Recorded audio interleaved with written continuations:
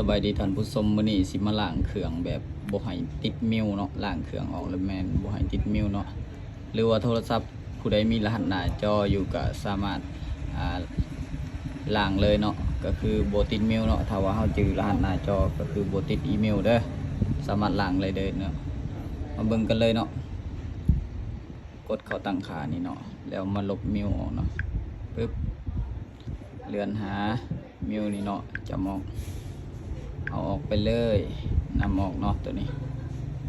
อันนี้คือรหัสโทรศัพท์มีรหัสหน้าจออยู่กดออกไปเลยเนาะตัวนี้ก็ใส่รหัสหน้าจอไปเลยเนาะ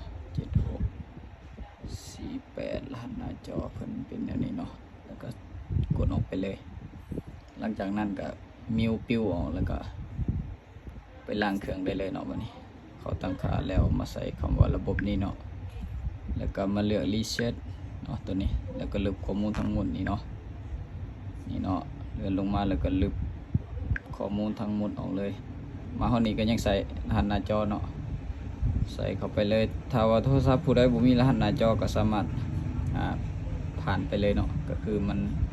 จะบ่ให้ใส่เนาะกดลบทั้งหมดเลยเนาะนี่เนาะหลังจากนั้นก็มีแต่รอมันขึ้นมาเนาะอันนี้คือ Infinix Hot 40i เนาะ